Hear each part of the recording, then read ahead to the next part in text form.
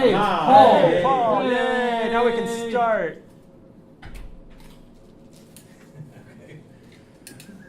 You're almost due. Oh, wonderful. Hey. Thank you. Yay. Yay. It's like new. Yeah. That's awesome. So glad the video camera's running. Oh, shoot. What do I owe you? Yeah, that's Sorry. right. Thank you. Everything We can start. Fine. Fine. Hello, I'm Kevin Savetz. I am co-host of Antic, the Atari 8-Bit podcast. I have done more than 200 interviews of people who have done things with Atari computers. This is Ken. Hi, I'm Ken Gagne, occasional co-host of the Retro Computing Roundtable podcast, as well as host of the IndieCider and Polygamer podcast, former co-host of Open Apple, former editor at Computer World magazine, editor-in-chief of JuiceGS. I've also done over 200 interviews, but not for a single outlet like you have. I'm less focused. And you have a better resume, because you just, it's great. Yeah, but you don't need a resume. Okay. Last year at KansasFest, I gave a talk called Save the Apple History or something like that, and it was intended to inspire people to do interviews. A couple of people do, Mike McQuinn, in the Apple realm. And I talked about what I have done for Atari interviews. However, I ran out of time before I could talk about how to do interviews. And that's probably okay because it was a room full of people and relatively few want to know how, so here we are. So that's kind of why I asked to do this today. So I see this presentation as being 3 parts: how to find the people to interview, how to do an interview, how to edit an interview without dying 1,000 deaths. So I'm just going to start and jump in anytime because we have absolutely we didn't prepare anything. We don't have any presentations or visuals. I do run a workshop about how to edit in Audacity. Maybe that can be for next year, but in the meantime, we can just sort of walk you through it. Yeah. So step 1 is finding someone to interview. Sometimes there's a person in particular you want to interview, and that's great. Everyone has the big names that they want to get, and nothing wrong with that. But I also want to kind of put it out there that it's awesome to put a net out there and troll around for people that you've never heard of to learn their stories too. So I'll talk about that second one first. My best way to find people who had something to do with Atari is LinkedIn, because people tend to put their entire resumes of everything they ever did on LinkedIn. And so I go into LinkedIn and I search for Atari 800, Atari Corporation, and I try to do, I've done many searches for very specific things, particular model names, divisions within Atari that I know about, and every time I discover somebody, and then I can reach out to them. Now people will say LinkedIn sucks, it's too expensive, it's owned by Microsoft. It's all true, but it really is the best tool for this job. I found LinkedIn very useful, and when you say it's too expensive, most people have the free account, and they have a premium version, which is very helpful in finding people outside your network. And that can be a one-time fee that you pay for like 3 to 6 months to find the people you're looking for, and then you let it expire. As a journalist, I used to get comped a free upgrade to gold or premium, whatever it was. I'm no longer a full-time journalist, so I don't have that level of access anymore, but when I did, I found it very useful. So, and the version I use, the paid version, I don't use it all the time, just occasionally, like in for a month, cancel it. It's like $45 or $50 a month, and I get 15 in-mail credits where I can mail people that I don't know. And the interesting thing about that is if they mail you back or they decline, then you get the credit back and you can keep reaching out to people. If they completely ignore you or they're dead or they haven't checked their LinkedIn accounts, then you kind of lose that credit. But it's a weird system they use, but it works pretty well. Other social networks are also very helpful for reaching out to people you don't know. I mean, introductions are great. For example, Kevin used LinkedIn to find somebody who used to work at Atari Magazine who's a personal friend of mine. So Kevin asked Ken, could you introduce me to Diane? And I was happy to do so. But in the class I teach at the college level, I encourage my students to reach out to complete strangers, including people that they admire. One of my students reached out to the creator of the comic strip Phoebe and Her Unicorn, formerly known as Heavenly Nostrils, because My daughter loves that comic strip. and so does my student. And so he just reached her pie in the sky and he tweeted at her and said, may I interview you for this class project? And she wrote back and said, absolutely. And he had no reason to expect her to say yes, but most people love talking about themselves. And when you give them the opportunity to do so, they will say yes. So tweet at somebody if you know that they're on Twitter. How did you find the two individuals from Microzine, Lori and Amy? I believe that was LinkedIn. One of them, Lori, was LinkedIn. I think she hooked me up with Amy. Okay. Because one of them, at least, is on Twitter and is quite active. She's Right. following KansasFest. I find there's kind of a hierarchy in which people will pay attention to you. And Twitter, for me, is kind of low on that. Sometimes you tweet at somebody and they ignore it. Maybe if they're an everyday Twitter user, Sure. they will. But maybe they take it less seriously. An email is higher than that. LinkedIn maybe higher than that. Sending a letter sometimes works really well. So, all right. So I'm sorry. I would recommend reaching out to somebody via one medium, whatever that is. If you don't get a reply after a week or two, try a different one. Yeah. Because people's priorities do differ. This week, for example, while Sheppy is at KFest, he has said he's not reading email. If you want to reach him, tweet at him. Other people, they get so many tweets that they just ignore them all. But email goes right to the top. That's the case for me, for example. I've tweeted at people and they never wrote back, so then I emailed them and then they responded. Or the email got caught in their spam filter because my email address has the word game in the domain name, and that triggers a lot of spam filters. But I can tweet at them and they'll acknowledge that.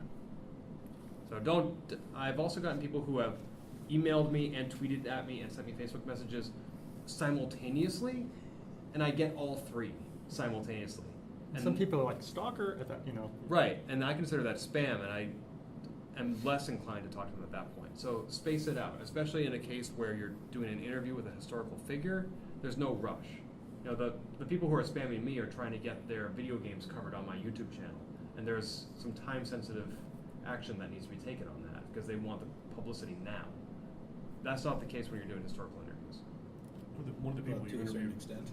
one of the people you interviewed recently actually mentioned that the only reason they replied to you was because of your persistence, or something Yes. along that line. Yeah. It was, I'm probably misquoting it, or Yeah, no, that was basically they let me interview them because I emailed them. They were like, whatever, ignored it, and then I reached out. They got a letter from me, and maybe there was a third way I got, and they were just like, fine, this guy, he means it, the so. fruit basket was a nice touch. Yeah. Should we move on to finding people that specific people? Sure. Right. Of course, right off the top, Google. They might have a web page that might be super easy to find. They have a web presence. I have heard people like to use Facebook for this. I find it too frustrating because it's hard to find out. I want the John Smith who worked at Microprose and lives in, this city. It's just too hard to. But that's a tool you can use. LinkedIn again, but searching for a specific person. I love whitepages.com. It's so good. Search for the specific name and then a city or state. Now, I have learned that people generally don't go too far. You're like, it's been 30 years. He was in San Mateo back then, but man, he could have moved anywhere. People stay close to home. One guy I interviewed, when I absolutely gave up, I didn't know where to, I wrote to the address on the manual from 30 years ago. He was still there. That was pretty unusual. But, if you live in the Pacific Northwest, you're probably going to stay there. If you lived in Nebraska, kind of at a radius of other states around there. The exception to this seems to be with older people, Florida. People just go to Florida when they get old. It's like true. So I think it's the law, actually. Oh, is it? Yeah. So You know, you mentioned whitepages.com. Yeah. A year and a half, actually 2 years ago now, I did a story on how to remove your public information from data brokers. Because there are companies like Spokio.com, whitepages.com, peoplefinder.com that just aggregate all these public records and then sell them. So I can punch in somebody's name into one of these search engines, pay as little as $2, and get every place you've ever lived, the name of your wife, your kids, your parents, your cousins, sometimes your dog, and your phone number, your email address, your birthday. It's all out there. So I wrote an article on how to find your information in these databases and get them to remove it. I recommend that you be proactive in protecting your privacy.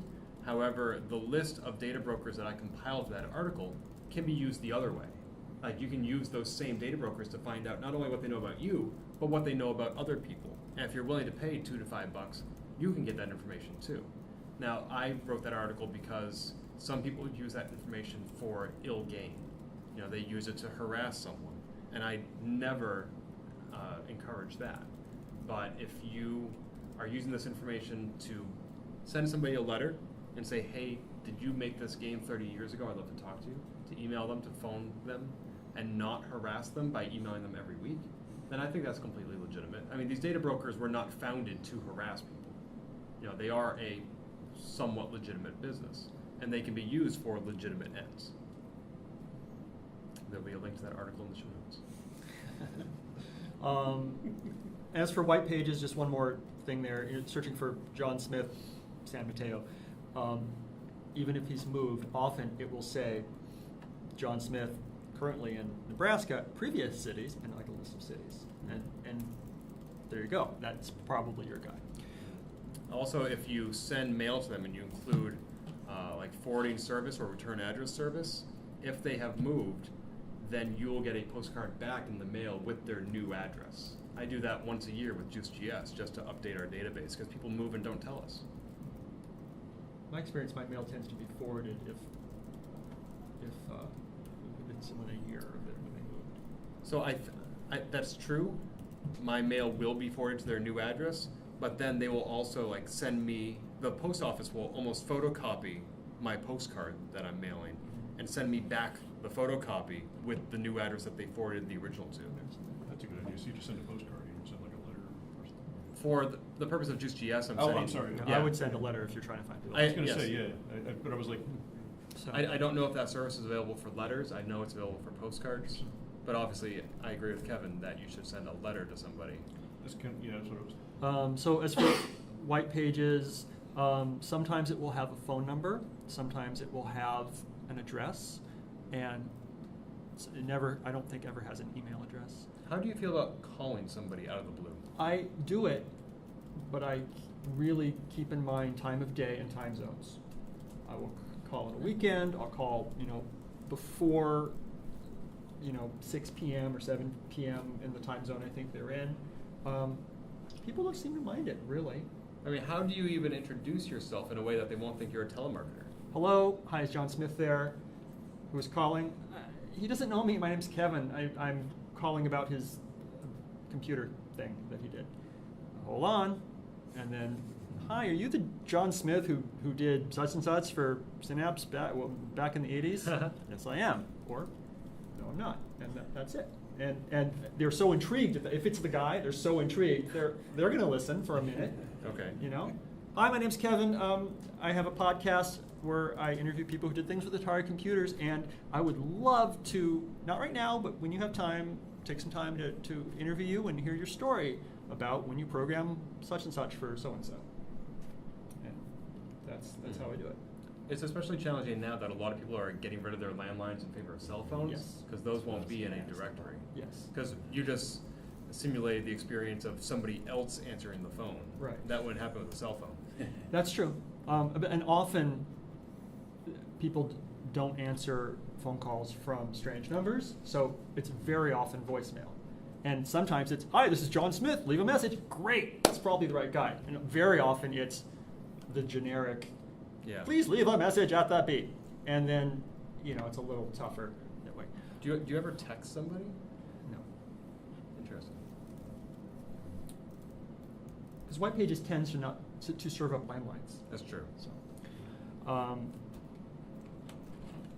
want to talk about sending letters in a minute, but while you're doing this, any of this, you need to keep notes. I've interviewed a lot of people, but I have like 60 pages of notes of people I've called. Just like, this is for myself, like John Smith, this date, called, I'll do called this number, ring no answer. Got the number via this URL. And then that way, if I send a letter, if something doesn't work out and I want to go back 2 weeks later, a month later, I'm not redoing work that I've already done and forgotten about. Mm-hmm. So anyway, keep notes. I just have a Google Doc. Can I suggest another way to find people? Yeah. This is not as guaranteed, and it's not as available an option to some people, but I'll give you an anecdote of 2.5 years ago. I was at a video game convention outside of Washington, D.C. I actually met Kate there, who's at her first KFest this year. I went to the hotel restaurant for breakfast by myself Sunday morning. I have breakfast, pay the bill. I'm walking out. I'm always trying to be aware of my surroundings, and I noticed this older gentleman just receiving his bill. He's just finished breakfast, and he's sitting near the entrance. And I walk out and I leave the restaurant, and then I'm like, wait a minute. And I turn around and I go back into the restaurant, and he's just finishing up his bill, and I say, excuse me, I'm sorry to interrupt your breakfast, but are you Al Lowe, the creator of Leisure Suit Larry? And he's like, why, yes, I am. And I meant to say, I'm one of your Kickstarter backers. Instead, I said, I'm your biggest fan. And I got to chatting with them, and I said, I would love if you would record a bumper for my podcast, Open Apple. Like, hi, I'm Al Lowe, and you're listening to Open Apple. He said, I'll do that for you on one condition, that you have me on the show for a full interview. I'm like, okay. If I have to. Right. Just be like, no, absolutely not. So my podcast that I do, Polygamer, I've had about 50 guests on the show, and I checked once. About half of them I've met in person at conventions, at conferences. I see them giving talks or appearing on panels. And I go up to them afterward and say, that was a great panel you just gave. I'd love to talk to you about it further on my podcast. Here's my card. Can I catch up with you later? And they say, sure. My business card has my personal logo on it, which is unique to my company. And that logo is also my Twitter handle. There was one time I went up to somebody at a conference, introduced myself, and she was just very unimpressed with me, probably because she was so busy that weekend. And she said, sure, give me your card, I'll catch up with you later. And I hand her my card, and she looks at it, she's like, oh, you tweeted at me. We were chatting yesterday. I'm like, yeah, that was me. She's like, oh, wow, great to meet you. I can't wait to chat with you further. So that's what branding is all about. It's people recognizing you across multiple media. So even though I don't have my face, my profile picture on Twitter, having that logo there and on all my stationery, my business card, my Facebook, my Google, my LinkedIn, my Instagram, my Pinterest, everywhere, people recognize that. So that helps me to introduce myself at conferences. Side note about finding women. Women are hard to find sometimes. Story of my life. Mostly because their names change. Sometimes they change multiple times. It's a challenge I have not really figured out. Sometimes their maiden name are still on things, and that's good. My wife tells me that my podcast does not pass the Bechdel test. The Bechdel test is used in movies as it's a rule of thumb to determine whether or not a film is feminist. And just because it passes the test doesn't mean it is. And if it fails doesn't mean it isn't. But it means it needs to have two named female characters who talk to each other about something other than men. Now, I don't know how a podcast would pass the Bechdel test because her point was her point was basically, I interview a lot of guys and relatively few women, which is true because there were relatively few women back in Atari world back in the day compared to men, and they're hard, and the ones that were there, they're hard to find when I'm looking for a specific person because of the name change. I recorded 36 episodes of Open Apple. I think we had one woman on the show, Melissa Barron. And of course now there's a woman there every month. The real reason I left. Well, so the diversity, I mean. not to avoid Quinn, of course not. I was really excited that Mike picked somebody with to create a more diverse cast. That's what I meant. Do you ever contact alumni associations for for example, university or colleges, if you know what their Right. educational background is Like for Harvey does. contacts? I have not done that. Seems really Good. good idea. But Mike Harvey mentioned that that's Yeah. how he met his wife. You know, they wouldn't give him her info. Right. But he said, "Can you pass along my info?" And I said, "Sure." And usually I do that with introductions. Like I'll say to somebody, you know, like, "Hey, Kevin, you know this person. I won't ask you for their phone number. Right. Can you give them mine?" Could you give them? Right. So reaching out to people via letters. I have a letter template that I have, and I just use and use again. But basically, it's, "Hi, I think you're the Mike Smith who did blah blah blah for." Even if I'm really not sure, I'm just like reaching out to all the Mike Smiths, or if I'm absolutely positive, I just try to. That's how I say it. And I have I have a podcast. I've done X interviews, and I'd like to interview you. I hand write the envelope, hand sign the letter. I include my business card, the podcast business card. I don't know, but I think that helps. And sometimes it takes a week or a month for them to get back to me, and that's fine. How many people are you working on concurrently? In other words, do you just decide I want to do this podcast and keep after that person until you make the contact or give up, or sometimes do you that work on half a I dozen wanted Randy different Glover ones? for Jumpman. I worked on finding him for a long time. I mean, well over a year, consistently. But other than that, I might literally be. I mean, in my list, there's 50 or 60 out there. That you're working yeah, and on a continuous I'll try it basis. once. I'll ignore it for a month. I'll come back. Try a little more. Yeah. Do we want to chat about how to interview them? Yeah. Okay. Quickly about technology, and then about the interview Yeah. itself. Sure. Okay. I like to do interviews via phone or Skype, whatever's more convenient for my interviewee. I use Skype most of the time either way. For $2.99 a month, you can make unlimited phone calls. So I can use Skype recording software. So I basically use the same method either way. I'm using my Skype recorder software to record my Skype conversation. Whether it's a Skype call or a phone call is irrelevant to me. Nice. Everybody stand up and wave. It's dark. I'm scared of the dark. And now we're all dead.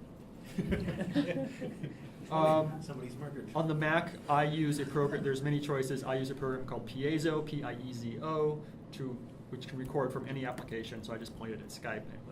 I've been experimenting with doing on Skype video calls, doing recording the video. I haven't actually published any of those yet. For that, I've been using Ecamm Call Recorder, ECAMM, I believe. If Skype doesn't work out, I use freeconferencecall.com. I call into a number, a conference call number, and they call into that number. You both enter a code. You're in a private chat room, and then you turn on the recording. And I don't do that as much anymore since I really got the Skype thing nailed down. But that's a nice backup, especially if you're, I don't know. It's just a backup that you can. So if you're not recording the video, but you're doing a video call, does that not potentially degrade your audio quality? If I'm not recording the video, Yeah. I mean, So why- why would you have the video if you're not going to use it? sometimes. It's just for a more personable. Yeah, more personable. Okay. Yeah, and sometimes, and literally, and although the listener can't hear it, I can go, I have your book, Yeah. and and then he knows, I've got his thing, and sometimes I can go, I love this diagram that you did, or Right. whatever, and the person listening can imagine it, and sometimes they show me things. I've got this poster of this thing, Yep. It's It's more frustrating to personable. hear too. It's like, I've seen this. Yeah. Yeah. Yeah. Here's a prototype. Yeah. Yeah. I use. So I have done screenshots. Yeah. I have used Ecamm. It's what I recommend to my students because it has like a 1 month free trial, and they're only recording the one podcast, so it gets them through the semester without having to buy anything. I use Audio Hijack for my audio recording. The few video podcasts I've done, I didn't use any recording software. I use Google Hangouts on Air because when you're done recording it automatically exports it to your YouTube account. And if you want, you can then download it from there and do some editing. The most important thing about the audio recording, though, is that you use a program that splits the two speakers into two audio channels.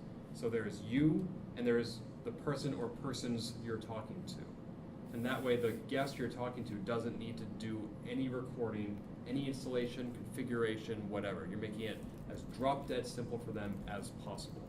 That's not how we did Open Apple, because we had 3 people, me, the co-host, and the guest, and we wanted 3 audio tracks. And also Open Apple guests tend to be pretty darn tech savvy. With other podcasts, like I did a whole podcast for several months about multiple sclerosis. I didn't assume that they were tech savvy. On the contrary, I had some pretty good data that suggested they were not. So I had them not use any recording software whatsoever. I just recorded all on my end, and Audio Hijack can do that. And the quality was good enough, even doing it that way, that... Yeah, I mean, it is slightly better to have the individual record their own local audio, because then there's no signal degradation as it travels over the internet. But I found that the cost benefit was such that it was worth it for me to do the recording. And if What they about screw you? it up, Like- then Yeah, you know, I would I probably would wanna- never ask someone to do any work. Okay, on so their side. even though you're, like, the people you interview are pretty technical, Some or of at least them. they were maybe, Yeah. They were 30 but years still, ago. you don't ask them to record. Absolutely not. Okay. And in fact, I tell them, I said, do you want to do this via Skype or phone? Mhm. And I say, whatever's easiest for you, I don't care. Now, if they push me, my preference is Skype. My Yeah. second preference is landline phone, and my third is worst case scenario cell phone. Yeah, I've done every one of my audio podcasts for Polygamer and IndieCider have been on Skype. And I'm always, there was one time when the person on the other end said, do you want me to record my audio? And I said, if you're set up for that and you know how, go for it. I would love that. And they did. But I'm still recording both ends Yeah. on my end in case they screw it up. And in case my recording is somehow better. Mhm. There have been a few times when I've gotten on Skype with somebody and I've said, can you hear me? And they said, yes, can you hear me? And I said, yes. Are you using a headset? And sometimes they'll say, yes. And I'll say, could you check your Skype settings to make sure it's using your headset instead of your internal mic? And then they'll say, oh, whoops, sorry. Or I'll say, are you using a headset? And they'll say, no. And I say, is there one line around the office you could get? And they say, sure, just a minute.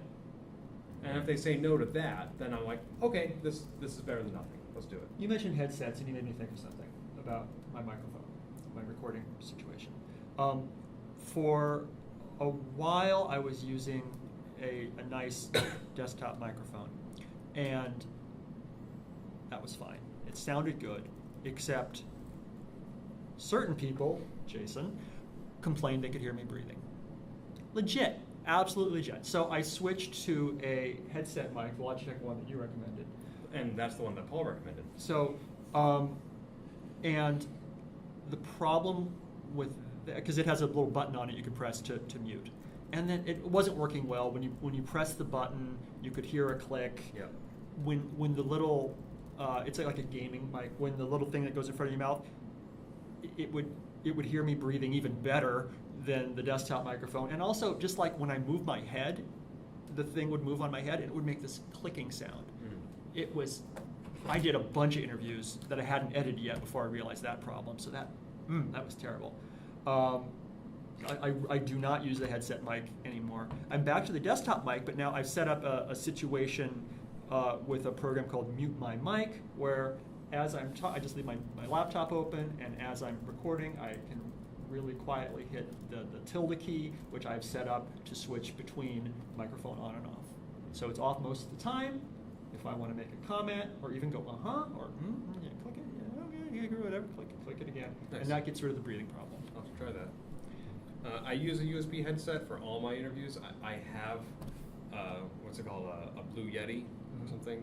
And maybe it's because my environment is so unacoustical that I just don't care to use that. I use the USB headset, and I prefer that. Also, I do a lot of my recordings on lunch break at work. And I can just pop into an unused office with a headset much more easily than I can transport a desk mic to work.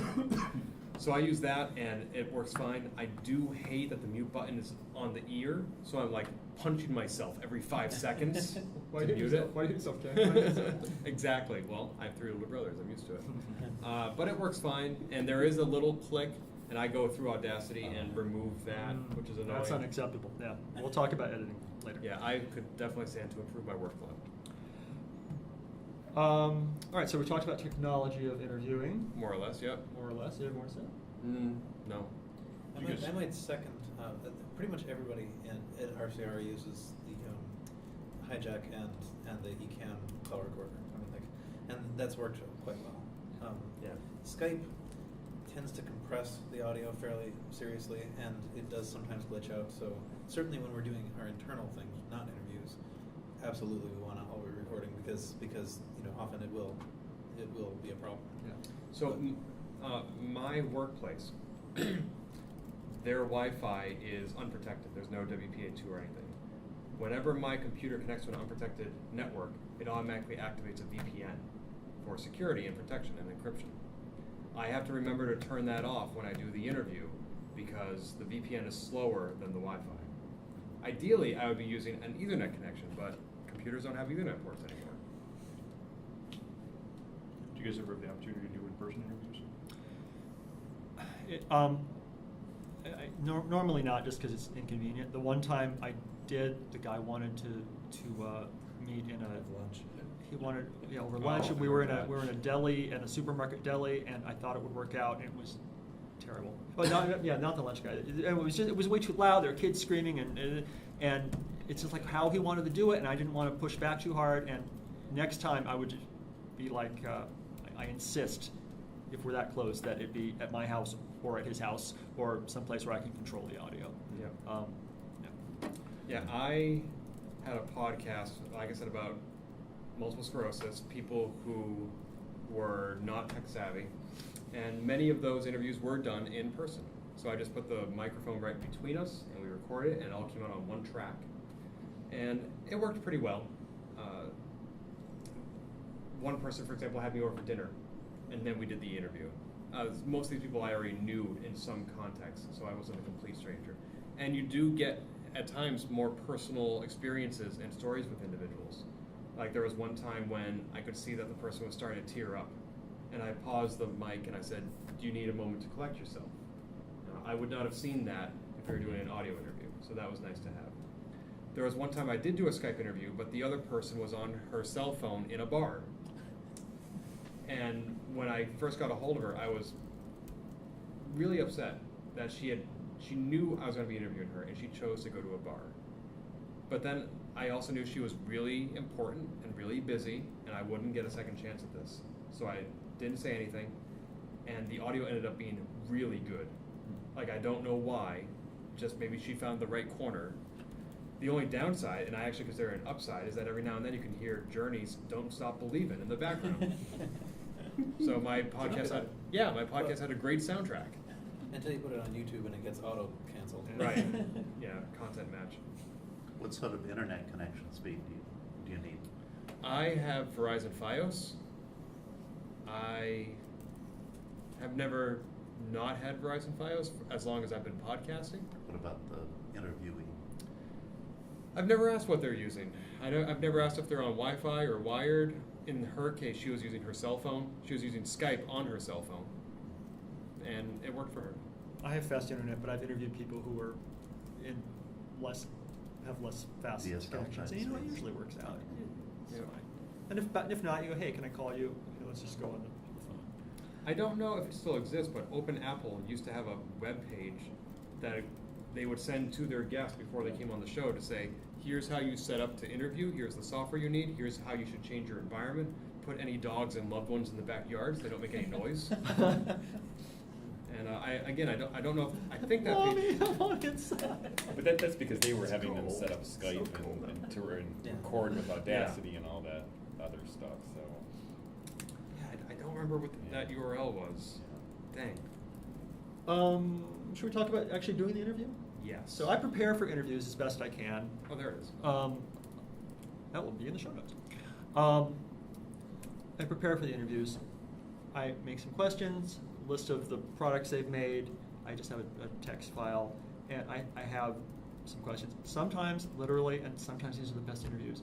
I know nothing about the person. It's just like, well, I know this guy worked in the quality management department at Atari testing capacitors or something. There's no documentation on this guy, you know? So literally I can go, tell me about your job. And we just an open-ended conversation. And I really try to tell them ahead of time or at the beginning. Well, first of all, the first thing I say to them, you know, hi, how you doing? You know, where are you? Oh, Portland, that's great. Really early. This is being recorded. This is being audio recorded. You should assume that people will hear our entire conversation. Mm-hmm. Sometimes they're like, oh, really?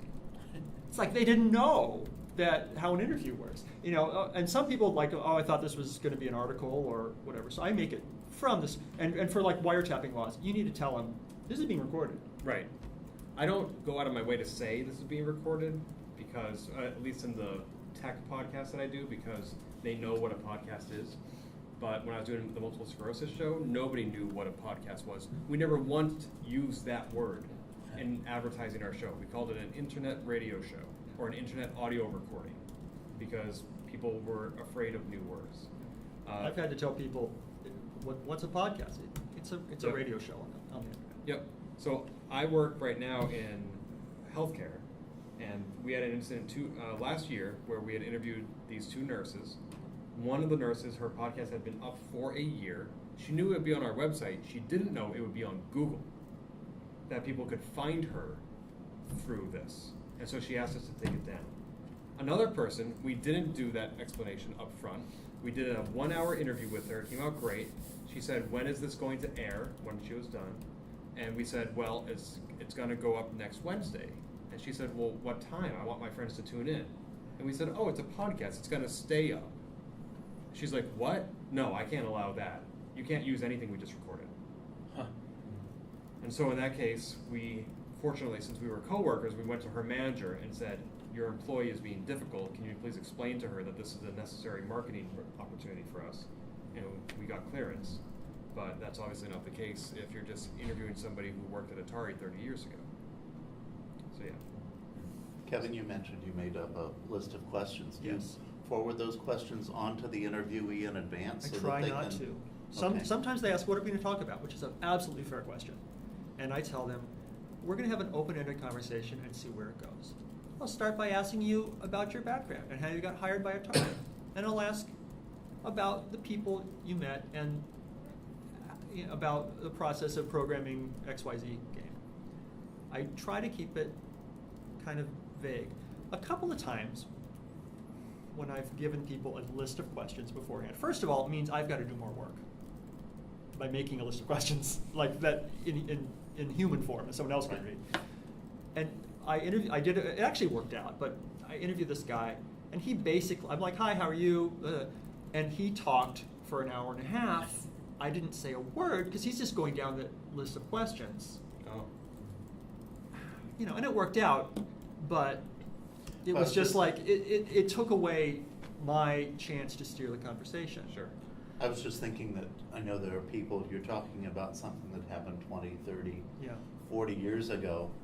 And I know some people, they live their life, they don't remember, in 1968 I did this, in 1970 I did Right. this, they know the general chronology, but they don't know the time. Sure. And And some I'm one people of don't those remember people. Some And they people don't remember people, they're embarrassed. So it seems to me like if they had the questions, they might want to, look up, say, this is when that happened, this is when that happened. Oh yeah, that person Yeah. is, Yeah.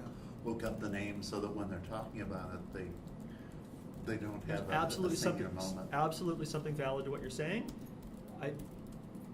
You are right, and there's more than one way to do it. Yeah, you can see advantages to each. Because I don't want to scare them off and go, oh, all this stuff, I don't remember any of this, never mind. Because I've done interviews where they remember incredible technical details about stuff. So we have a technical conversation. If they don't, they want to talk about people because they're a people person. So we have this people conversation. Yeah. Or they talk about whatever. I really try to keep it flexible. Now, in my case, I'm working in a slightly more politically tense environment where I am a guy and I interview a lot of women on my podcast. And so I'm a guy on the internet reaching out to women that he doesn't know and asking them to talk to me for an hour on the record. And these women have not always had good experiences in those environments, in those situations. And so I send them all the questions ahead of time. And I've had people write back and say, this looks great, except for this one question. Can we not talk about that? I say, sure. I always say the final veto is yours. If there's anything you want to add or remove. There was one time where I sent the person all the questions. We had the great interview. And I'm jumping around. I'm not necessarily going in order. I'm not reading the questions verbatim. And we got to the end, and I said, great, that was a great podcast. How do you think it went? And he said, well, you skipped this one question. I was really looking forward to it. I had something really good prepared. I'm like, oh, okay, let's talk about that, and I'll edit it back in later. So that was useful. There have been a few times where I send them the questions, except for this one really good question that I want to catch them off guard with. Because after we've talked about all these other things, they're getting comfortable with me, and they know that it's not going to be a rude surprise, an unpleasant surprise. So I do send them the questions. Do you ever have people that want to hear it afterward and kind of like approve it or something like that? Like I've had one person do that, and her conversation especially was somewhat political. Mm-hmm. Like when I interview people for JuiceGS, I generally don't send them the transcript because I don't want to give them the opportunity to redact something and say, oh, I didn't mean that or whatever. So you kind of get essentially permission up front to, like saying, I'm going to record this and you should assume, like, what did you say? Assume everything that you're saying is going to be on there, and then they're okay with The one that. time I did it, it was this person's, one of his prerequisites for the interview was he wanted to make sure he didn't say certain things. And so I just sent him the thing, and he's like, this has to come out, this has to come out. And it was more, it's what I had to do to get the interview. Yeah. Not my preferred way to do it. Yeah, I had one person who, I usually tell people, okay, this show's going to go up next Wednesday, which is a week from now. If between now and then you think of something that you don't want included, just let me know. Okay. So And one person did write back and say, Ken, I said something that could be taken the wrong way. And I said, well, that was a good part of the show. I don't want to cut it out entirely. And I have on my website a button that you press, and it accesses your computer's microphone, starts recording for 30 seconds. And so I said, can you just go to my website and re-record this part in a way that you approve of? So she did that. I got an MP3 emailed to me. I deleted the original recording part and just dropped hers in, and it worked great. I have the opposite thing. More often, I will get, once we have this hour-long conversation, then they go to bed, they go to sleep, and they think of, now that their brain's going, they think of 5 more things. I've never had that happen. Oh, yeah, so they call me up and like, you made me remember this person or this event. And so sometimes we get back on the phone for a little more. Oh, great. Although I will say, I think we are in agreement that whether or not we send the guests the questions, we have the questions. Yes. And one of the things I do when preparing for my interviews is I read every interview they've done so that I'm not asking them the same questions. And if there's a question that they've answered 1,000,000 times that I think is important for my listeners to hear and I don't want to waste their time, I record an introduction prior to them even coming on the air. And I'll say, today I'm going to be speaking with Al Lowe. Al Lowe got his start at blah, blah, blah in this year. And then I introduce him, and then I call him up and I say, okay, Al, I already recorded the introduction, let's start here. And that usually works out great. And do you tell them that you've already sort of covered that so that they don't recover it? Because I guess what I've found is that people will tend to kind of rehash the same stories, especially if it's somebody famous, right, where they've said the same story 50 times. They'll just tell you that story whether you want it or not. And so how do you sort of let them know that they don't need to do that, or you don't even... Okay, stay out of their way. Okay, don't even worry about it. If I have a list of questions, Mm-hmm. I am absolutely willing to throw it away. Mm-hmm. I am absolutely willing to go out of order. And if he's talking about something, I'm not just going to go to the next question. Right. STFU. If he wants to tell a story, he's telling time. Fine, let him tell it. Right. Worst you can do is edit it out You know, if you want to. Yeah. If he starts telling a story that I've already told in the introduction, I'm going to delete my introduction and let my listeners get it right from him. But in the case of Al Lowe, for example, he said, I'll appear in Open Apple on one condition, even though it was his idea. He said, read all the other interviews I've done so that I'm not wasting my time telling you things I've already told somebody else.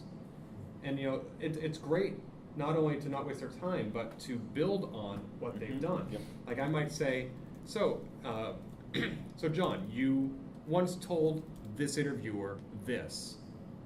What did you mean by that? Or did you consider this? Or has it changed since you said that 3 years ago?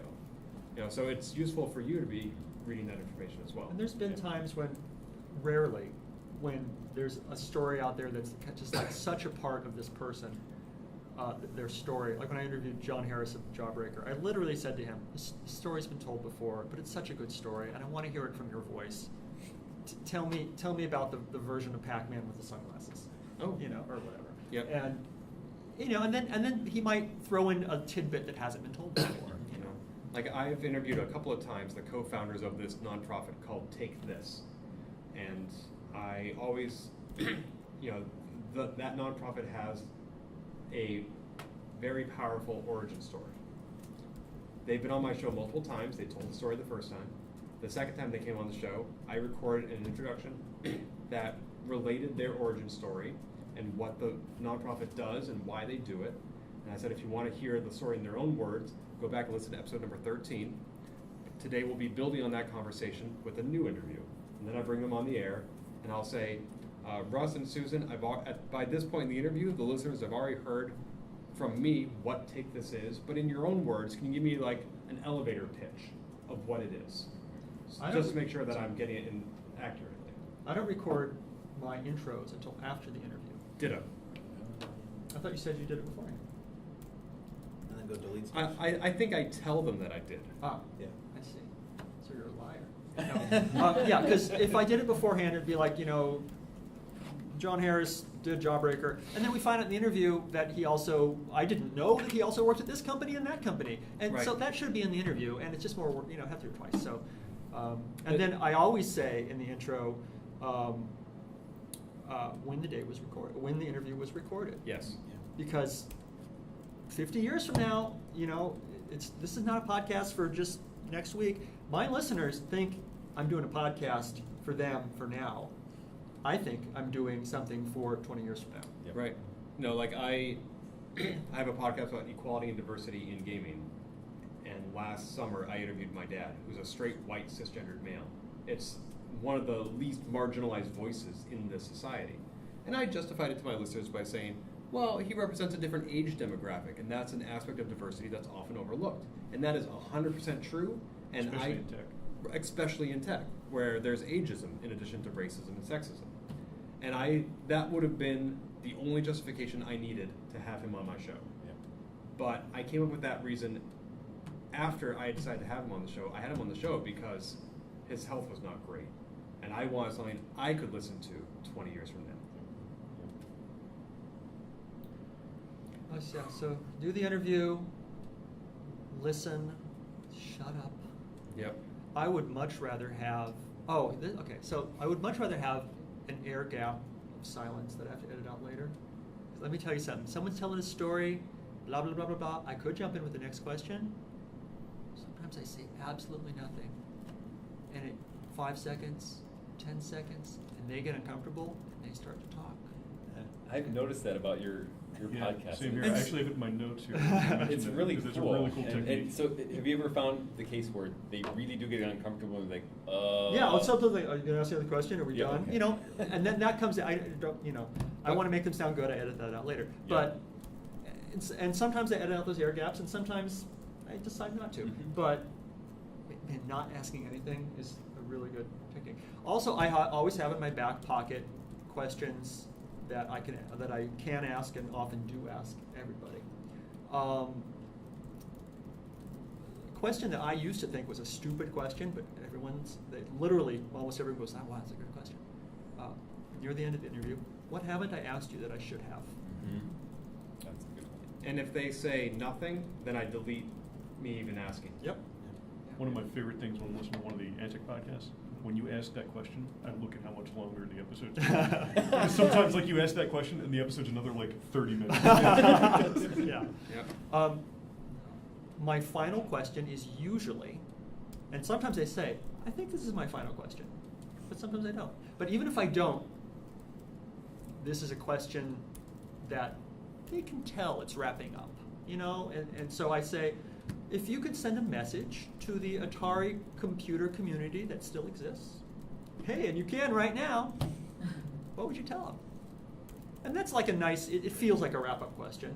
And the answers for me, and you need to form your own question, but the answers for me fall into two categories, which are thank you and why. Why are you people still doing this? And it's either A or B. There's a podcast that I think Chris and I both listen to, where the host starts every episode. It's an interview-based podcast. She has a different guest every week. She starts every week by saying, "Who are you?" Yeah. And she lets the guest self-identify. For example, there are a lot of different aspects to me: podcaster, cyclist, vegetarian, thespian, teacher, etc. And I could choose which one to bring to the table by her asking me that. On the other, so I get why she does that, and it's consistent. It's part of her branding. She does it in every episode. That's lazy from the listener's point. But that's my take on it. I think it's incredibly lazy. I remember reading about this musician who a newspaper sent over a reporter to interview her. And the reporter's first question was, "So what do you do?" And the musician said, "Go back to your newspaper and send over somebody who has done their homework." And so I personally don't like that approach. Treat their time as if it's valuable. Yeah. Exactly. Like I know Prove you've done your research. by the time you've come on the show, I know everything about you. But don't you think in that case it's because of the nature of her podcast where she has people that are not, it might not be obvious necessarily why they're being interviewed. They're not like, a former employee of Atari where it's really clear kind of what their role is or was in history. And so I think it sort of depends on. It's very contextual. It is. Yes. Yeah. I mean, even taking the context into account, I just, it's not my thing. Yep. I can't get out of my own head. Yep. So. Going back, my first question, I've changed this, but right now the way I'm enjoying doing it, my first question is usually, so I want to hear the story before the story. I want to hear how you were a nerd, how you learned about computers, how you ended up at Atari, but give me the run-up. And then I edit out that question. So after my interview, after my introduction, the first voice you hear is them talking about themselves. Nice. And anyone can tell their own that part of their story super easily, and they're getting warmed up. They're getting the brain cells going, and rather than just like, man, if the first question was just like, so tell me about programming Pac-Man for the Atari 2600 or whatever, you've got to get the gears going, and that's a really great question to do it. You should also formulate your questions to be open-ended, which means that the answer won't be yes or no. Mm-hmm. So for example, in my podcast, I could ask somebody, do you think you're going to port your game to Android? Or is your game coming to Xbox? The answer to that question is yes or no. Instead, I ask them, what platforms do you see your game coming to? And then, for example, I think I mentioned this previously, one of my guests said, well, there's actually this new augmented reality platform that I'm really excited about called KansasAR. I never would have thought to ask, is your game coming to KansasAR? And KansasAR was founded by a former KansasFest attendee, Jerry Ellsworth. And so we got to chatting about that. I emailed Jerry and said, I just interviewed a developer who would love to make a game for your platform. Here's their contact information. So by making it open-ended, you don't know what you're going to get, and that's a good thing. One of the things that has occurred to me is, as hearing you both talk, is that there's a big difference in the people you're interviewing. I mean, like, oh yeah, you see people at tech conferences. Everything is very timely. Many media options are open, and whereas Kevin, you're interviewing people who are primarily, they may have forgotten about all this stuff. They may be now into owl raising or something, Yeah. and like They moved on with their life. yeah, right. Or and so they aren't going to necessarily remember everything. The thing I would worry about primarily is people who would say, I just can't remember. I'm just going to be embarrassed. I don't want to even do this. It happens. I have in my document a list of people who declined because they can't remember, because they're, whatever, personal issues, stutterers. They claim they don't remember.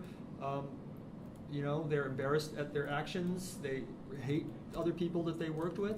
Although I'm proud, I did one guy. It was a great interview that I really wanted, and the man is a lifelong stutterer. And he said I could interview him, and when I called him, and I said I was going to record it, he was just like, "No, I'm not going to do this." And I was just like, "Wait, give me a minute." And reflective. Like, I have so many questions to ask you. Just like, and that intrigued him. He's like, what questions? Yeah. We talked for more than an hour. And you recorded it? Oh yeah. I mean, I told him, and he knew, and his wife was on the phone too, 'cause she was part of the company. And I said, "You said you weren't going to talk to me." And we talked for more than an hour at the end. He's like, and his wife was just like, "You can't shut him up now." Yeah, you get to hang up. Yeah. There was one person I wanted to interview, and I emailed him, and he wrote back and said, Ken, I live in France, and I speak terrible English. I can read and write it, but I can't really speak it. You should find somebody else to interview. And I wrote back, I said, no, I want to interview you. So here's what we're going to do. I'm going to email you my questions. You're going to write them back. And then I'm going to give them to my friend Antoine, who knows French and English perfectly. And he's going to record himself reading your answers. And then I'm going to record myself reading the questions. I'm going to edit them together. He's like, okay, that's bizarre, but it sounds fun. Let's do it. So I had this podcast, and in the introduction I said, the words you are about to hear are the developer of the game I'm featuring this week. The voice is not his. It sounds like it could be his because it's French, but it's not him. And so I was completely upfront about this deception.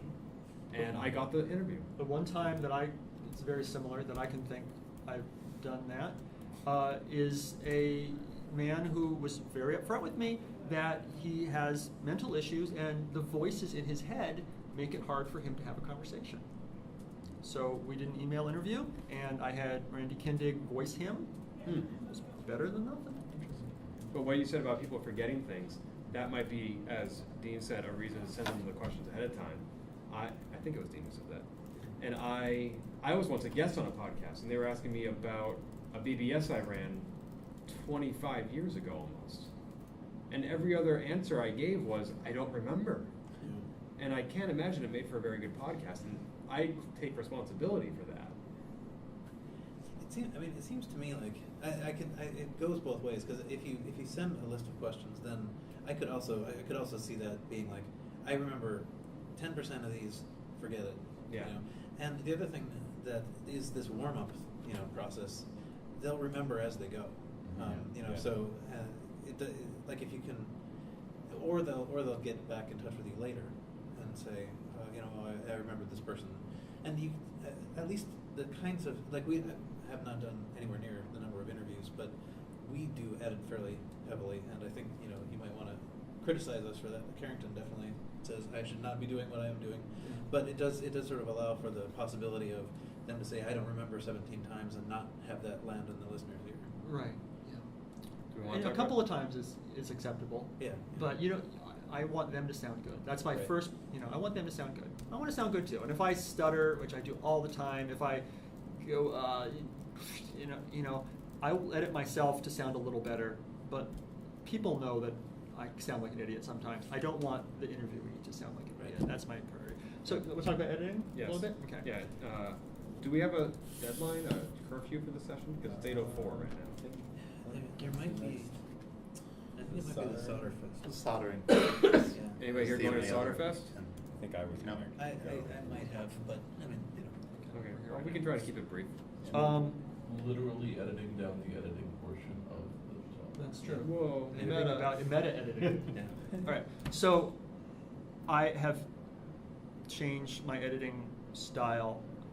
Because when you do as many interviews as I do, I don't want to spend time editing.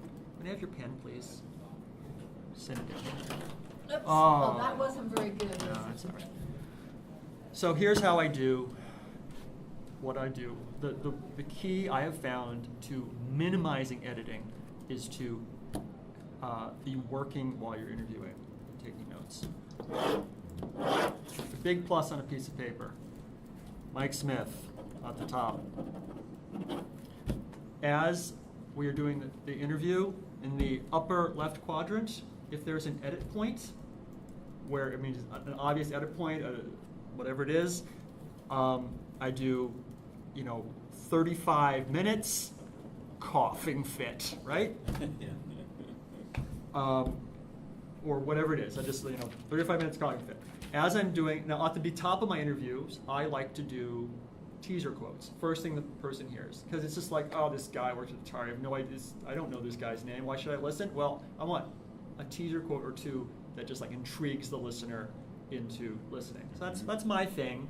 So when they say something awesome, cue 38 minutes, the story about the hot tub, right? So that goes in quadrant 2. Quadrant 3 is when they say, oh yeah, I worked with this awesome woman, her name was Amy Smith, and she programmed this and that, and she wrote this book. Amy Smith goes in that. And then, if we have a follow-up, like, you know where she is now, or, or whatever, any notes about future interviews. And the 4th is kind of doodling and other notes, whatever. So this is the key. And then I have found that personally, the way I work, within 24 hours of doing the interview, I need to go back and edit. I chop off the beginning, I chop off the end, I look specifically for the points that I marked down, edit out the coughing fit, pull out the pull quote, and I write and record the intro, and if I do it that way, I'm done. My editing has taken 10 minutes. That has saved me so much time. The way I used to do it is listening to the interview again. Yeah. And you know what? If there's now my feeling is if there's a little bit of breathing, if there's a slightly uncomfortably long silence, if you can hear the cuckoo clock going off in the background, I don't care. I don't care, because I just bought myself 2 hours of editing time, or whatever. It also makes it more human. Makes it more human, and people don't really complain. Sometimes I'm going through it, and I don't know, he tells a story, and then he remembers more about the story 25 minutes later, or sometimes I just know that it needs to be edited. I throw away my paper, I do it old school. I'm not sure that would work for me, because when I post the MP3, I include hyperlinks to any resources we referenced in the show, and I need to go back and listen to the show and hear what those were. Sometimes I'm writing them down during the recording like you are, but I usually need to go back and listen to the show. I would just, if I were you, I would just try to be more just like, we talked about this program, and just write it down, hyperlink to this. And to a degree I am, Yeah. but... And sometimes, anyway, this has saved me so much time, and I probably would have stopped by now if I hadn't figured this out. Sure. There's a difference too between an interview and like a podcast that's organized among people who do it all the time. That's a different. Okay. That's a different. I would say that, to your point, Paul, that we have very different approaches. Even though I'm the occasional co-host of RCR, I'm not here to represent that show. I'm representing Polygamer and IndieCider, which are very different from the historical preservation that Kevin is working on. And also the quantity is dramatically different as well. Even though I'm doing a show a week, I think you do even more than that. Yeah. Every 2 days. Right. Wow. And RCR is yet another format. So. Oh, right. Yeah. So I guess what I was thinking of is comparing the sort of studio quality of a organized roundtable type thing with an interview. The listener's expecting noise in an interview. It's by its nature that kind of informal thing. To a degree, there are some interviews I've heard that it sounds like they're sitting next to each other. It's so amazing. And they're actually thousands of miles away. I love it when I stumble across those podcasts. But there's a paid editor in a lot of those cases. Or studio appearances. Sometimes. The podcast Chris and I were talking about, the host has her husband do all the editing. And so neither of them are professionals, neither of them are making a dime off it. Some shows sound amazing, just like mine. Some shows sound terrible, just like mine. It's variable based on where you are, what your conditions are, and especially where your guest is recording. Like I had a guest just recently that was in a big cavernous room with all this echoing, and they were using the internal mic and no USB headset. And that was the only shot I got, and it was all they had to offer. What about doing interviews with multiple people? Because Paul and I have talked about, we should interview these Apple II people, and it would be 2 people then interviewing. And I know sometimes you've done that, right? Is there anything good or bad about that, or Especially if they worked together back in the day, or were roommates or lovers or whatever it is? Absolutely. No, but I'm saying they're talking about two having two interviews. interviewers. like, is it a Yes. problem, like, who's gonna talk and who's gonna ask the questions, and is there gonna be an awkward? The time Kevin and I did it recently, I mean, we prepared questions beforehand. And, Yep. yeah, Oh, so you each listed had out. your- Yeah. Yes, Oh, but we had a questions. back channel, and that Yeah, I think. that's also true, yes. So you're We- talking. Yeah, Yeah. we had video Skype between us, and so I'd like wave when I had a question. Yeah. and That's Kevin awesome. know. And I've also done it, or just a chat, private chat Mhm. room or Yeah. whatever. I- Yeah, just like I have a question, or I can't think of anything. Do you have anything? You know, just that makes it way I- smoother. That's, Yeah, yep, that'll- yep. I've done that, and we came up with the questions beforehand, just like I always do, but then Mhm. I bolded some that were for her, and the rest were for me. Yeah. And during the interview, I might say, Monica, do you want to ask your question Yep. next? Yeah. And she'll say, sure, and then I delete that part. So Yeah. that's a longer editing process, but I don't want them to hear us figuring out who's talking. And I would have gone, Monica, you go, you know, in the chat room, and that would be less editing. I'm super Right. lazy when I can be. I try not to multitask during interviews. Well, you Well, have to. I I'm mean, sorry. I have to. I mean on the computer. So I don't. But talking to your co-interviewer is not multitasking. Well, if my guest is speaking and I'm typing to Monica saying, when he's done, do you want to ask the next question? You're not paying attention to. Yeah. See that? I would have trouble with that. It's worth actually also being kind of conscious the degree to which the keyboard shows up in the audio because Yes. Yeah. often you don't hear your own audio, and like when I'm editing our own little things, you know, Yeah. I realize I've been banging away at Yep. the keys and everybody's Yeah. been hearing Yeah. that. 'Cause and I'm muted. Your guest would Yeah. hear that as well. Right? Yeah, especially if you're using an internal mic. If your mic is, right here. Oh, of course, And yeah. your keyboard is right here. But it's even if deafening. your Yeti is right here, It's like and a you're typing hailstorm. here, But if you're not talking, Yeah. you're muted. I'm Right. muted. Yeah, I always mute myself when I'm not talking. Actually, for my professional mic, I use analog stuff because I can run it through noise gates. So I have a Yeah. noise gate. I have a couple of other filtering elements, and it does a great job. That kind of stuff. I actually have a mechanical keyboard at my podcasting station.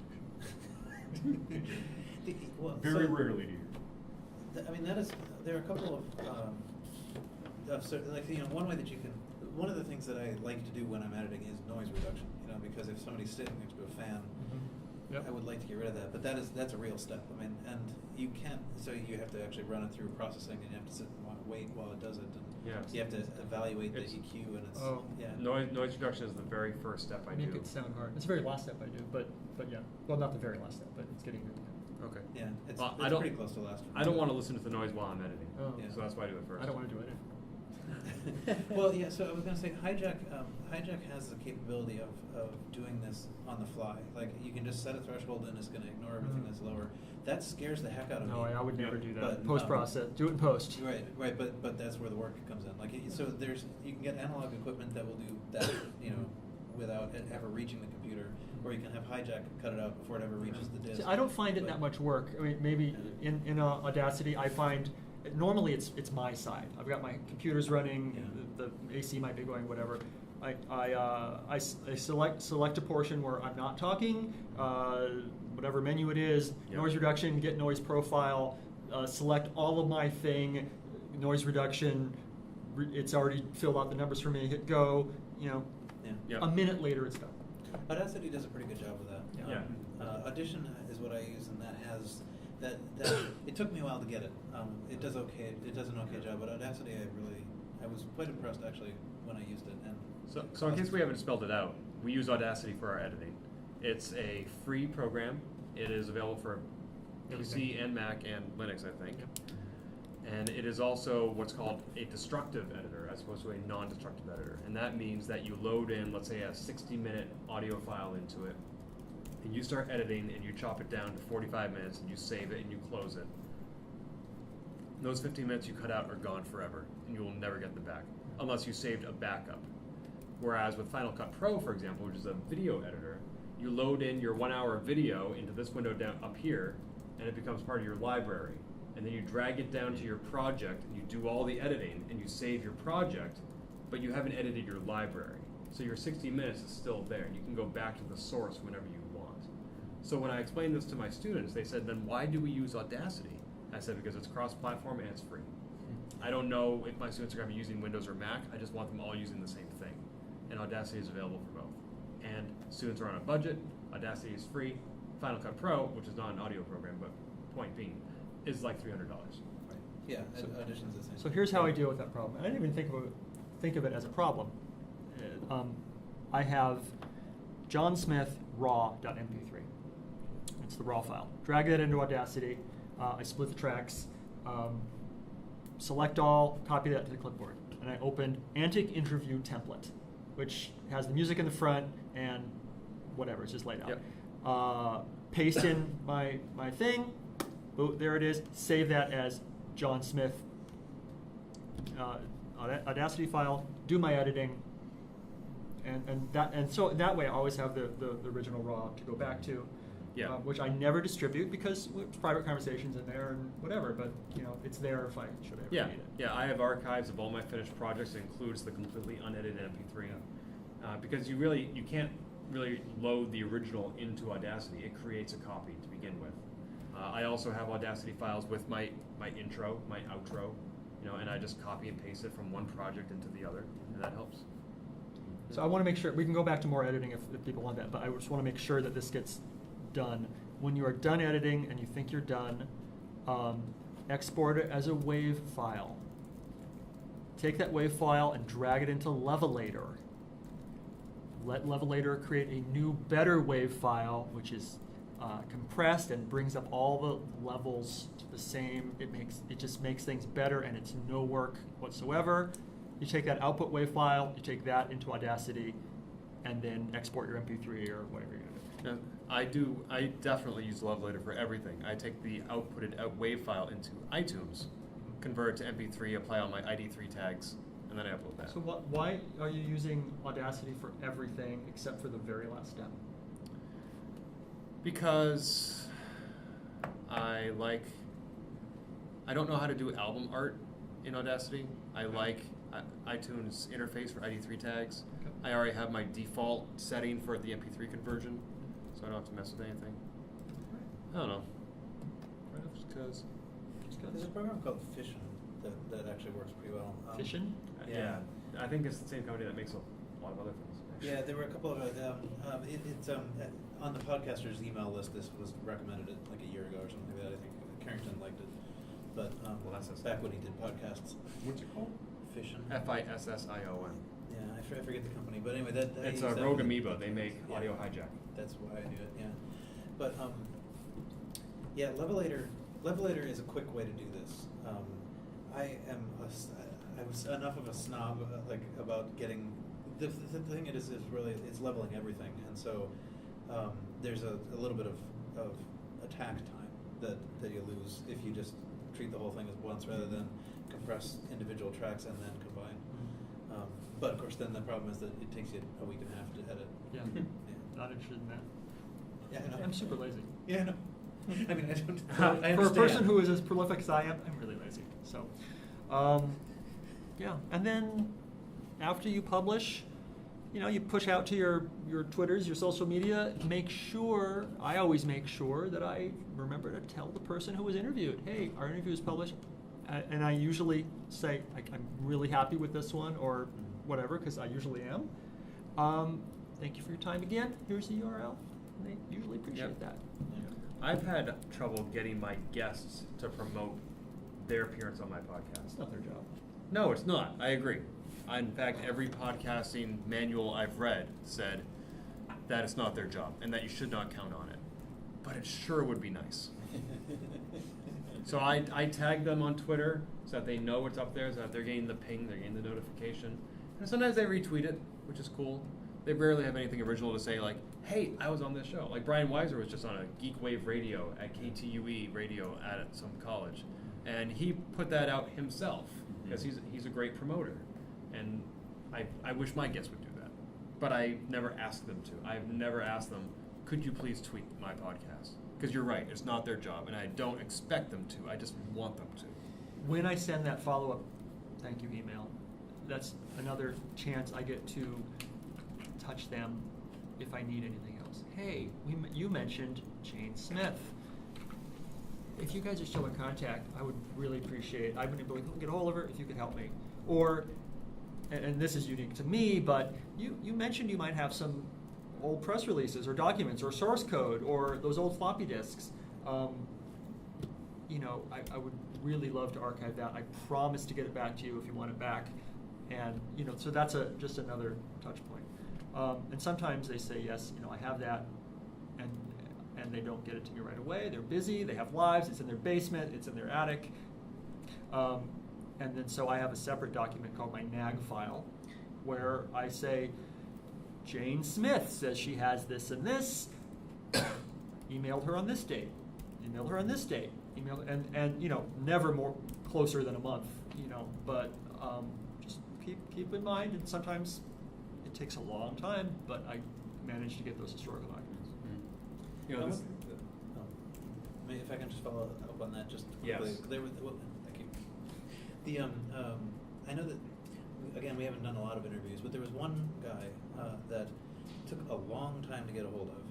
Finally managed to talk to him. It was actually very friendly. He loved to talk about himself. There was a whole I was talking about an old particular machine, and he had a whole second part of his life that he could have talked about, and I was hoping he would get on Open Apple, but at any rate, the thing is, I got this great interview, and then immediately it was impossible to get a hold of him again. He just wouldn't respond at all. And so I wonder, I was curious to know what your experience is with things like that. Like the interview You is the walk last away time you'll ever happy get it. that you've got what you got, and you Yeah.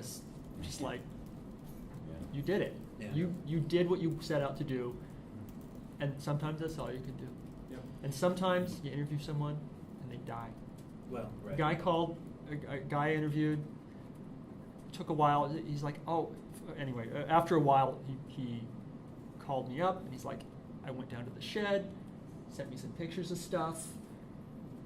Excellent, and we had a conversation. And he emailed me one day with the pictures.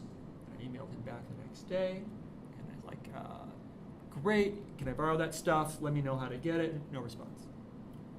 See where this is going, but a couple months later, no response. Well, he had died the day after he sent me an email with pictures. But doesn't that make you feel good that you were able to get the interview? Yes, yeah, and several people I've interviewed have died through no fault of my own that I can tell. I was just going to ask. And man, those, I'm terribly sorry they're gone, but we got the story before it was too late. Well, I think the Ultimately thing part I of was the trying to. reading Sorry, Sorry, I go. keep stomping over everybody. But the thing I was actually sort of wondering was at the end of the interview, is it maybe worth thinking of the fact that this might be the only shot? Rather than saying I'll get back to you next week and you can send me this stuff. See if you can maybe make one last attempt to get it yes, at that moment. I do that. I do at that moment. But if that hasn't worked out, when I send that email Right. later, that's a second touch attempt. To go back to what you said about your last time reaching out to the person saying, hey, can you put me in touch with these other people? What's great about interviewing somebody is that you have made a contact who will never forget you. And those can come into play years later. Back in 2007, it was the 25th anniversary of the movie Tron, and I wanted to write about it by interviewing somebody who worked in Hollywood CGI. Not necessarily on Tron, I just wanted to get their opinion on the movie's influence on Hollywood. Now, 10 years earlier, before that, I had gone to the Electronic Entertainment Expo in Los Angeles, and I got a tour of the LucasArts booth. They make video games like Day of the Tentacle and Mystery Mansion. And the PR guy who walked me around, we connected because when he was a kid, he had gone to boarding school in Massachusetts, which is where I'm from. And so that left an impression on each other. And we would occasionally email and say blah, blah, blah. And I remember that he had left LucasArts to work at Pixar. So I emailed him and said, hey, long time no see. I haven't been to E3 in 5 years, but I know that you work at Pixar now. Could you put me in touch with somebody to talk about Tron? He said, I don't work at Pixar anymore, but here's their PR person. So I reached out to the PR person, and they said, we're not interested in doing this interview. I'm like, okay, thank you for letting me know. And I'm like, okay, the article's dead. But then I'm like, wait a minute. I went back to that same guy. I'm like, you used to work at LucasArts. Do you know anybody at Industrial Light and Magic? And he said, actually, I kind of do. Here's their PR person. He gave me that person's name. I emailed them. A week went by, never heard back. We're on deadline for this article, if I'm going to write it. I'm guessing I'm not. It's 3 p.m. on the day of the 25th anniversary of Tron. And they write back and say, I get an email from ILM saying, we have John Knoll here who will be willing to talk to you. And I'm like, John Knoll, all right. So I look him up because I do my homework before the interview. He's the senior special effects supervisor on movies like The Abyss, Star Trek First Contact, the Star Wars Special Editions, and back in 1984, he and his brother made this little Macintosh program called Photoshop? Maybe you've heard of it. So I wrote back, I'm like, yes, I would love to speak with John Knoll. And an hour later, I'm on the phone and we're chatting for an hour. And I get the entire audio, I transcribe it, I write the article, and it goes up the next morning. All because I remembered this guy who went to boarding school in Massachusetts when he was a little kid, that I'd met once 10 years earlier. Anyway, are we done? I have All right. 2 really quick questions. Let's hear 'em. And you wrote them down. Can you send them to us? I can send the whole thing to you, most of what you've said down. Real quick, just for completeness for the recording, what Logitech headset were you guys recommending? Do you It's either the H30 or the H40. Okay. I will look that up while you're asking the second question. I've used it. It sounds good. Yeah. I don't recommend it because I don't like the crunchiness when I move my head. If you listen to any of my podcasts, that's what I'm using. Okay. So you'll know what it sounds like. And real quick, I know we're way over time, but phone call recording equipment. So if you have to do landline and/or cell phone based call, have you found a decent method to record those? Like if you can't use Skype to call a landline? Correct. If for some reason it winds up having to be It's the 530. okay. Yeah, that's what I have. Thanks. The method I have used, which works pretty okay, is freeconferencecall.com. Okay. Fair enough. And you both dial into the number. And the things I don't like about it is the audio quality, like the bit rate, is relatively low, and it puts everything on one track. Okay. So, but it's certainly better than nothing. And I'm sure there's other better ways to do it, but that's what I've Yeah. used. Like I actually have adapters that you can plug into a landline, and it splits it into an 1/8" audio jack that you can then insert into the audio in on your computer. Problem is that nobody has landlines, and computers don't have line in anymore. But those used to be available at Radio Shack for like $5. Also, people don't have Radio Shack anymore. No landline, no Radio Shack. It's the world coming to. No cash, no bacon. No bacon. Oh, I was thinking of Kevin Bacon. Never mind. Sorry. So, no Jobs is what I meant. No Steve Jobs, no Johnny Cash. So, any other questions? Thanks for, Thank you. Yeah. thanks for doing that. It was fantastic. Yay, thank you. Sir? Well done. Well done.